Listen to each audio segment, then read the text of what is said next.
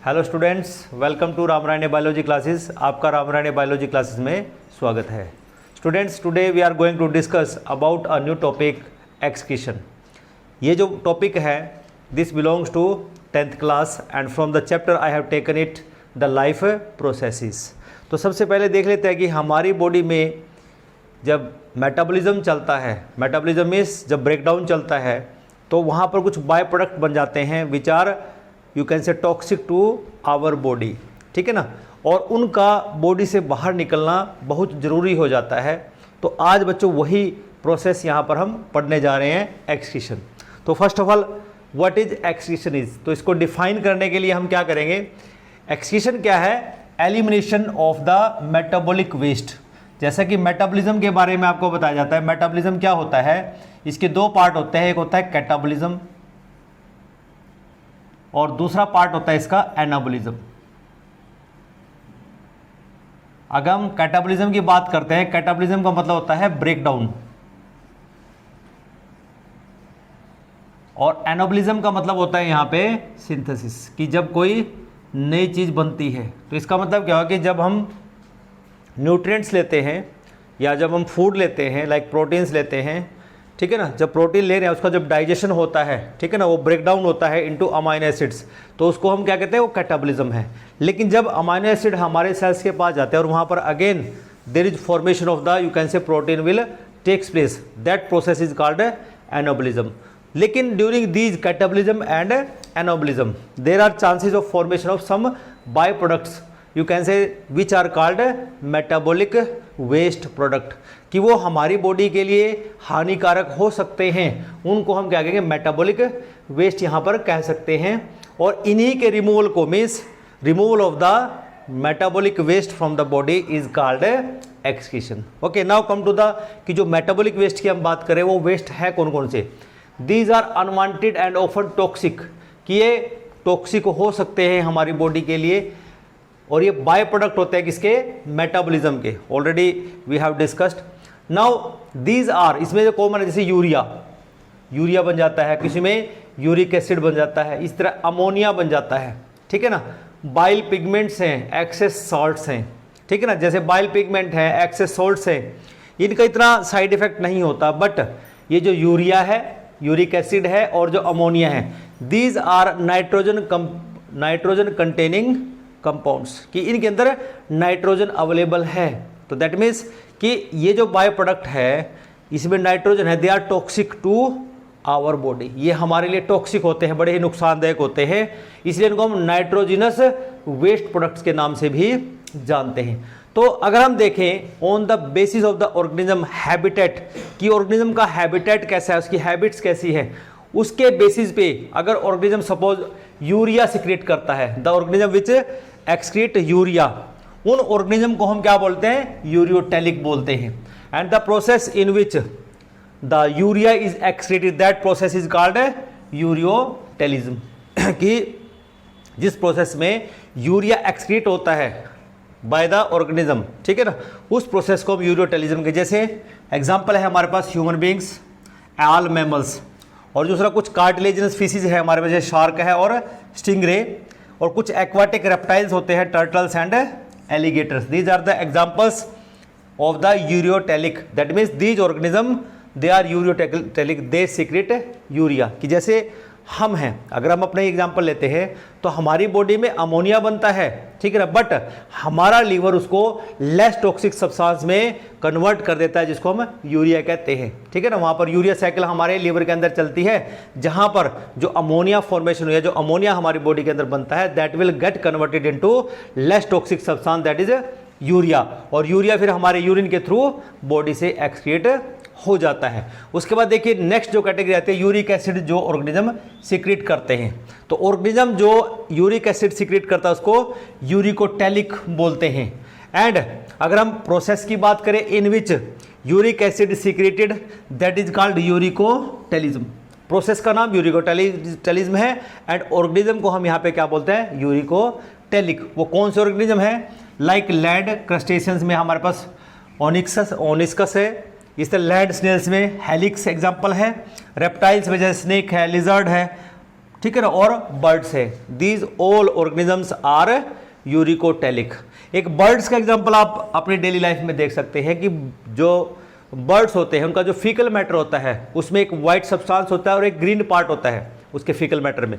तो वहां पर जो व्हाइट पार्ट है that is a uric acid. इसका मतलब क्या हुआ कि इन ऑर्गेनिज्म के अंदर जो भी नाइट्रोजनस वेस्ट बनता है it will get converted into uric acid and is it excreted through the you can say faecal matter. Okay, इनमें ये कि यूरिन के थ्रू ये नहीं निकलता, that is through the faecal matter it is excreted from the body. Now come to the ammonia.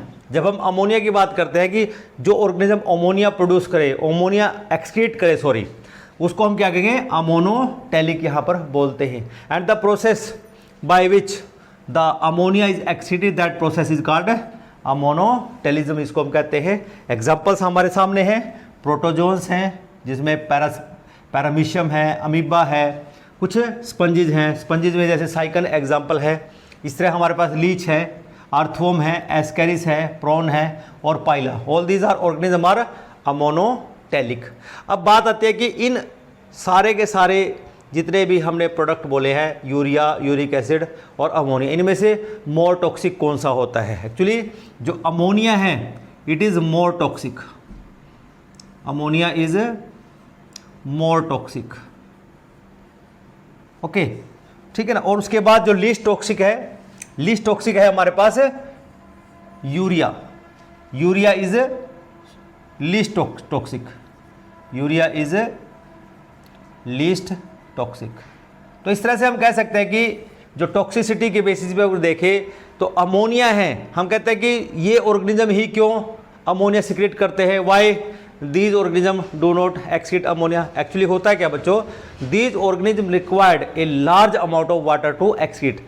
तो इसलिए जो अमोनोटेलिक ऑर्गेनिज्म होते हैं वो ही, क्योंकि उनका हैबिटेट ही वाटर है, वो वाटर के अंदर रह रहे, they can afford a huge amount of water, इसलिए जो अमोनिया की फॉर्म है वो एक्सीड कर सकते हैं। लेकिन जो यूरिक एसिड सिक्रेट करते हैं they are having very less amount of water, उनका इतना वाटर अफोर्ड नहीं कर सकते, इसलिए वो कंसनट्रेट करके एक पैलेट की फॉर्म में यूरिक एसिड सिक्रेट होता है। इसी तरह यहाँ पर जो यूरिया है ये से एक्सीट होता है उन ऑर्गेनिज्म में जो लैंड पे रहते हैं। ओके, लेकिन उनकी जो वाटर इनटेक है that is very less. So this is about the you can say nitrogenous waste. Now come to the removal of these waste maintain the favourable internal environment in the body, कि अगर इनको हमारी body से बाहर निकाल देते तो हमारा बॉडी का जो इंटरनल एनवायरनमेंट है that will become constant. A process related to the excretion is called osmoregulation, की एक ऑस्मो रेगुलेशन एक प्रोसेस है which is related to the you can say excretion.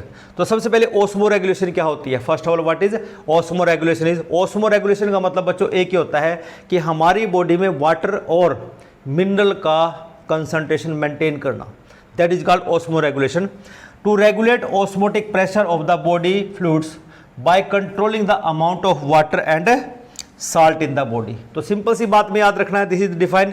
Osmotic pressure का मतलब होता है कि जो ऑस्मोटिक कंसंट्रेशन है हमारी बॉडी के, क्योंकि हम सभी के अंदर एक वाटर का कंसंट्रेशन और एक सॉल्ट का कंसंट्रेशन हमारे बॉडी फ्लूइड्स में रहता है, that is called osmo regulation. Means ये एक ऐसी प्रोसेस है जो हमारी बॉडी के अंदर वाटर और मिनरल का कंसंट्रेशन मेंटेन कर सकती है। Now come to the excretory system. So सबसे पहले हम देखते हैं कि एक एक्सक्रीटरी सिस्टम होता है और एक हम पढ़ते हैं यू कैन से एक एक्सक्रीटरी सिस्टम हम पढ़ते हैं और एक इससे ही मिलती जुलती प्रोसेस होती है जिसमें बच्चे बड़े कंफ्यूज होते हैं, बहुत बार उसमें उनका कन्फ्यूजन बना रहता है, दैट इज कॉल्ड इजेशन।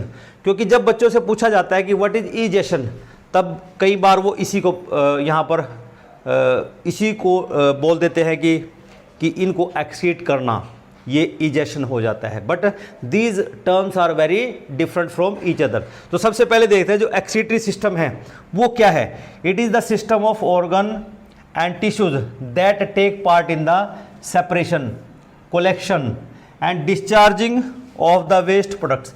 कि एक एक्सक्रीटरी सिस्टम ऐसा सिस्टम है किसका, ऑर्गन्स का और टिश्यूज का, जो क्या करता है कि ये जो हमने मेटाबॉलिक वेस्ट की बात करी है इनको सेपरेट करता है, इनको फिर कलेक्ट करता है और फिर डिस्चार्ज करता है इन वेस्ट प्रोडक्ट को, उसको हम क्या कहते हैं एक्सक्रीटरी सिस्टम। दूसरा हमारे पास यहाँ पर आता है जिसको हम बोलते हैं इजेशन। तो इजेशन क्या है? देखिए बच्चों, इजेशन जैसे कि मैंने आपको बोला कि हमारे पास जो इजेशन है एक ऐसी प्रोसेस है जिसमें क्या होता है कि जो फीकल मैटर है, फीकल मैटर में जो हमारा इनडाइजेस्टेबल फूड है, कि जो फूड डाइजेस्ट नहीं हुआ, ठीक है ना, या left over part of food है, दैट इज़ रिमूव्ड, उसको हम क्या कहते हैं? इजेशन। लेकिन बच्चे इसमें कन्फ्यूज रहते हैं कि अगर उनसे पूछा जाए व्हाट इज़ एक्सक्रीशन, तो उनका जवाब यही होता है कि it is the removal of the undigested waste, कि जो अनडाइजेस्टेड वेस्ट है उसका रिमूवल, उसको हम एक्सक्रीशन कह देते हैं। But excretion should not be, you can से, कन्फ्यूज्ड विद द इजेशन।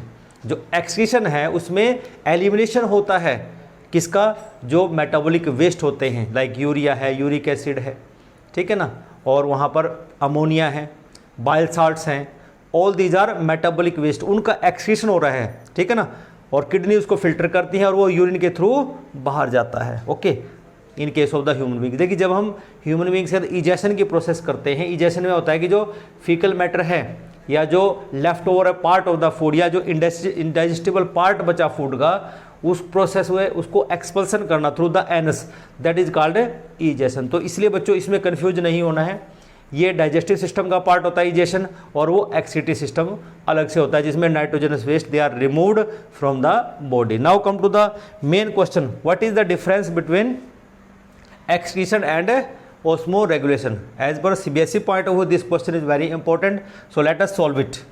देखिए बच्चों, जब भी एक्सक्रीशन की बात होती है इसमें क्या होता है? It removes by products of the metabolism, कि जो हमारे मेटाबॉलिज्म के बाय प्रोडक्ट्स होते हैं उनका रिमूवल करता है हमेशा। ओके, अगर हम ऑस्मोरेगुलेशन की बात करते हैं, it maintain osmotic pressure of the body fluids, और जो ऑस्मोटिक प्रेशर होता है कि जो हमारे बॉडी के अंदर कितना वाटर होना चाहिए और कितना साल्ट होना चाहिए, तो उसको हम ऑस्मोटिक प्रेशर मेंटेन हमारे बॉडी फ्लूइड्स का रह जाता है। Now come to second, it protect the body from the toxicity of the waste products, कि हमारी बॉडी के अंदर टॉक्सिक सब्सटेंस ज़्यादा इकट्ठे हो जाए तो उससे हमारी बॉडी को टॉक्सिसिटी हो सकती है। तो इसलिए जो एक्सक्रीशन प्रोसेस है, it prevent our body from the toxicity.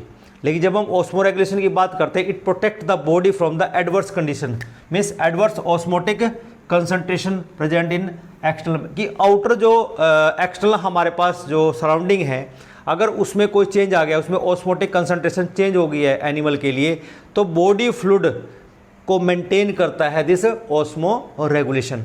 Now come to the, it always involve the elimination of the waste product, ये हमेशा एलिमिनेशन करता है किसका? जो मेटाबॉलिज्म के जो वेस्ट होते हैं, लाइक यूरिया है, यूरिक एसिड है, अमोनिया है, बाइल साल्ट्स है, इन सब का रिमूवल करता है।